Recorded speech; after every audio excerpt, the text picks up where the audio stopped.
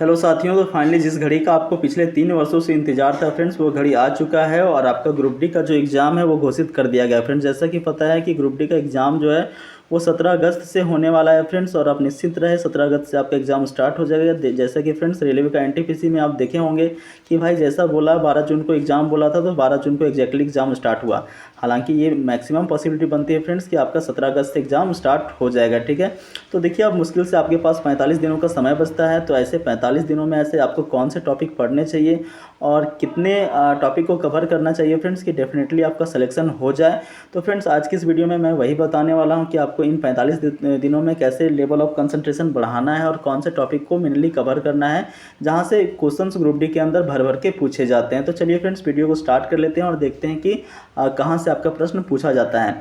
देखिए फ्रेंड्स, इस वीडियो में मैंने आपका जनरल साइंस, उसके बाद मैथ्स, उसके बाद रीजनिंग और फिर जीके का पोर्शन कवर किया है। मतलब टोटल 100 मार्क्स का क्वेश्चंस का कवर जो है वो मैंने यहाँ पे किया है। तो सबसे पहले बात कर लेते हैं फ्रेंड्स जनरल साइंस का, जिसके अंदर आपका 3 पोर्शंस डिवाइडेड है, फिजिक्स, केमिस्ट्री और बायोलॉजी। आपको जैसा कि पता है फ्रेंड्स, जनरल साइंस के अंदर से टोटल आपका 25 मार्क्स का प्रश्न पूछे जाना है। तो बात करते हैं फिजिक्स के अंदर से कौन कौन से चैप्टर आपको कवर करना है। देखिए फ्रेंड्स, आपको मेनली प्रकाश का परावर्तन तथा अपवर्तन पढ़ के जाना है। जितने भी अपवर्तन और परावर्तन से रिलेटेड घटनाएं हैं वो सारे घटनाओं को कवर करके चलना है फ्रेंड्स।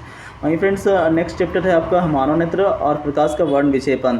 तो ह्यूमन आई के रिगार्डिंग जितने भी प्रश्न बनते हैं और प्रकाश का वर्ण विक्षेपण, जैसे कि आपका बादलों का रंग सफ़ेद होना, स्वच्छ आकाश का रंग नीला होना, सूर्योदय और सूर्यास्त के समय सूर्य का रंग रक्ताभ प्रतीत होना, ये सारे प्रश्नों को आप एक बार पढ़ के जाना फ्रेंड्स। यहाँ से डेफिनेटली क्वेश्चंस बनेंगे। वहीं अगला चैप्टर है आपका विद्युत, इलेक्ट्रिसिटी के रिगार्डिंग आपको न्यूमेरिकल्स पढ़ के जाना है, जैसे P बराबर VI, I equal to Q/T, Q equal to IT। ये सारे फार्मूलाज के बेस्ड पे जितने भी न्यूमेरिकल्स बनते हैं फ्रेंड्स, वो सारे न्यूमेरिकल को आपको कवर करके चलना है, ठीक है। वहीं फ्रेंड्स अगला चैप्टर है विद्युत धारा का चुंबकीय प्रभाव। यहाँ से डेफिनेटली क्वेश्चंस आएंगे।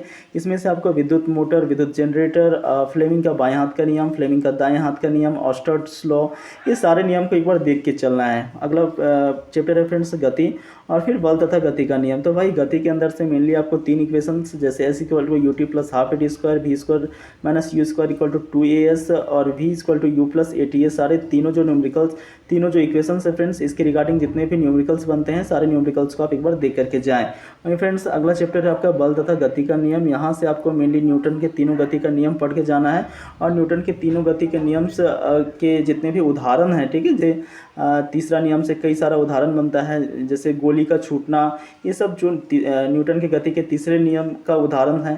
तो ये गति के नियम के जितने भी एग्जाम्पल्स है फ्रेंड्स, वो एक बार कवर करके जाएं। और वहीं बल, जैसे F बराबर ma का जो फॉर्मूला होता है, ये सब एक बार देख के जाना है आपको, ठीक है।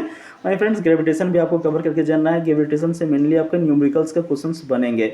कार्य ऊर्जा शक्ति से आपका मेनली जो है वो न्यूमेरिकल वाला प्रश्न पूछा जाएगा फ्रेंड्स, तो न्यूमेरिकल्स यहाँ से आप कवर करके चल रहे हैं।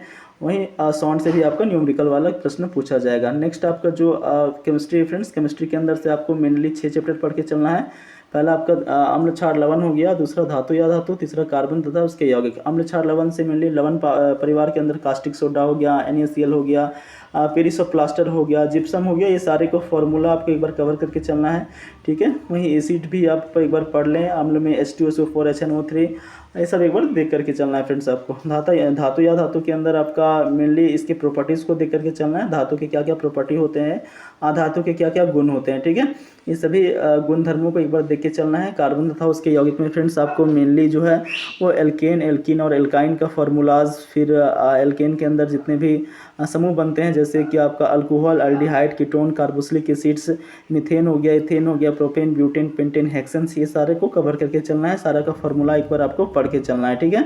वहीं फ्रेंड्स तत्वों की आवर्त सारणी, परमाणु, अणु और मिश्रण को अलग करने का मेथड। तो तत्वों की आवर्त सारणी से मेनली आपको जो भी वैज्ञानिक आए, जैसे कि डॉबे, रायनर, न्यूजीलैंड का स्टक नियम, उसके बाद मेनलिफ और फिर न्यूजीलैंड, ये चारों का जो अपना पीरियोडिक टेबल था, वो चारों पीरियोडिक टेबल को आपको देख के चलना है।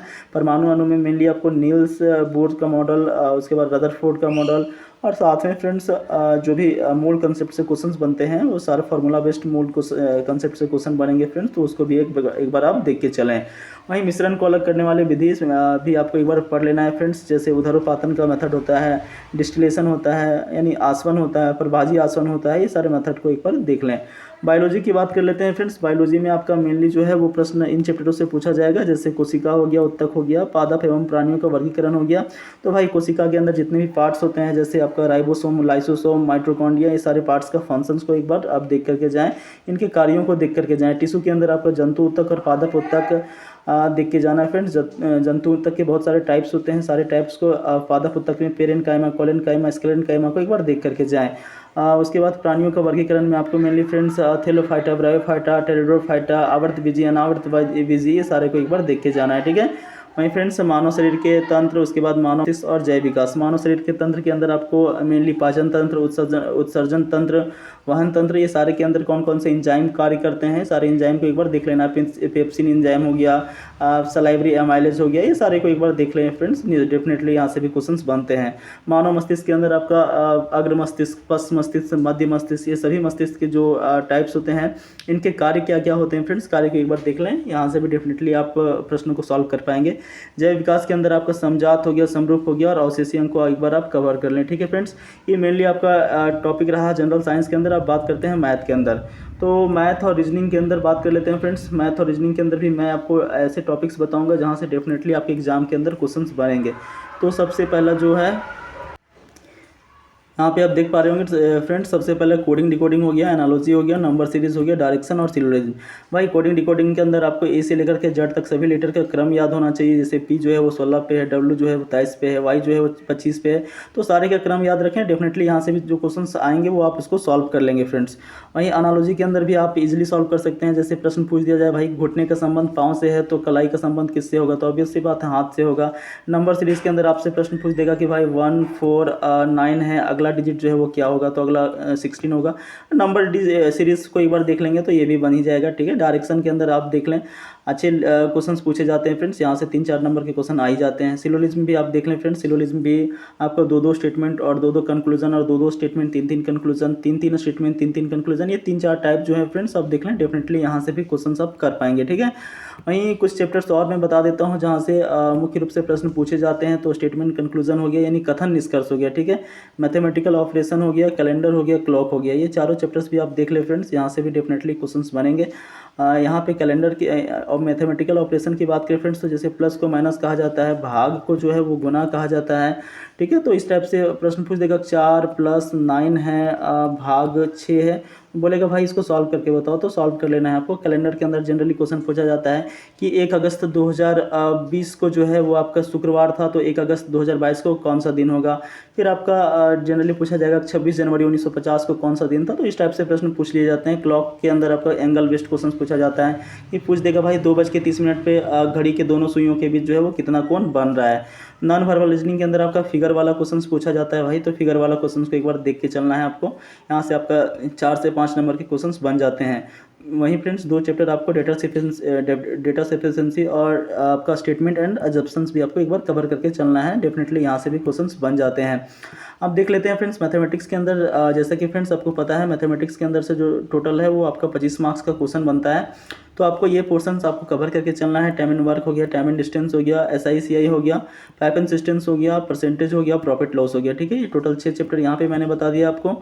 और फ्रेंड्स यहाँ से उसके बाद आपको जो है वो प्रॉफिट लॉस हो गया, रेशियो प्रोपोर्शन, एलिमेंट्री स्टैटिस्टिक्स में मेनली आपको माध्यमिक बहुलक पढ़ लेना है, ठीक है। एज कैलकुलेशन, ट्रिगोनोमेट्री के अंदर मेनली आपको फ्रेंड्स 10 क्लास में आप पढ़े होंगे, जो है वो साइन, कोसेक, कोसेक सेक और कोट का जो भी एंगल होता है, 0 डिग्री का, 30 डिग्री का, 45 डिग्री का, 60 का, 90 का। जैसे साइन के अंदर 0 का 0, 30 का 1/2, 45 का 1/√2 और साइन साइड का √3/2, साइन 90 का 1। तो भाई एंगल बेस्ड क्वेश्चन आएंगे तो एंगल आपको याद रहना चाहिए। थोड़ा बहुत हाइट एंड डिस्टेंस भी पूछ लेता है, तो हाइट एंड डिस्टेंस भी आपको कवर करके चलना है, ठीक है। मेंसुरेशन से आपका मेनली जो है फ्रेंड्स वो बेलन हो गया, शंकु हो गया, छिन्नक हो गया, उसके बाद सर्कल हो गया, रेक्टेंगल हो गया। तो भाई ये सबको एक बार आप कवर करके चलना है। LCM HCM भी अच्छे प्रश्न पूछे जाते हैं फ्रेंड्स, तो LCM इसे भी आप देख करके चलें। वहीं friends decimal, number system, algebra और एवरेज भी आपको कवर करके चलना है। तो ये कुछ महत्वपूर्ण चैप्टर्स हैं। ऑब्वियस सी बात है फ्रेंड्स, आप 3 साल से पढ़ रहे हो भाई, तो ये पढ़ ही लिए होंगे और अब 45 दिनों का समय बचा है, तो इसको एक बार रिकॉल कर लें, ठीक है। आप एक दिन में 2-2 चैप्टर भी रिकॉल करते हैं तो डेफिनेटली वहाँ तक आप पहुँच जाओगे। अब बात कर लेते हैं फ्रेंड्स जीके का पोर्शन। जीके के पोर्शन में मेनली आपको पता है कि भाई 20 मार्क्स का क्वेश्चन जो है वो पूछा जाता है। तो इन 20 मार्क्स में देखिए बहुत सारा पोर्शन है यार, हिस्ट्री का पोर्शन है, ज्योग्राफी है, पॉलिटी है, इकोनॉमिक्स है, स्टैटिक जीके है। तो इतना सारा चीज़ पढ़ना जो है वो पॉसिबल नहीं है। मैं डेफिनेटली ऐसे टॉपिक बता देता हूँ जहाँ से क्वेश्चंस पूछ लिए जाएंगे, ठीक है। जैसे आपको सिंधु घाटी सभ्यता पढ़ लेना है, कांग्रेस के प्रमुख अधिवेशन पढ़ लेना है, राष्ट्रीय आंदोलन में गठित प्रमुख संगठन भगत सिंह के द्वारा, दूसरे राम प्रसाद बिस्मिल के द्वारा जो भी महत्वपूर्ण संगठन बनाए गए फ्रेंड्स, वो सारे संगठन को एक बार देख के चलें, ठीक है। भारत की प्रमुख नदियाँ भी आप देख लेना है आपको, जैसे उत्तर भारत की प्रमुख नदियाँ गंगा हो गया, ब्रह्मपुत्र हो गया, वहीं दक्षिण भारत की प्रमुख नदियाँ कृष्णा हो गया, कावेरी हो गया, गोदावरी हो गया। तो ये सबको एक बार देख के चलें, उनके सहायक नदियों को भी आपको देख के चलना है, ठीक है। मौलिक अधिकार पढ़ लें पॉलिटी से, और प्रमुख संविधान संशोधन और संविधान के स्रोत, ये 3 टॉपिक आपको पॉलिटी से कवर कर लेना है। वहीं फ्रेंड्स इकोनॉमिक्स के अंदर से आपको पंचवर्षीय योजना को कवर कर लेना है। और करंट अफेयर की बात कर लेते हैं भाई। करंट अफेयर महत्वपूर्ण पार्ट है।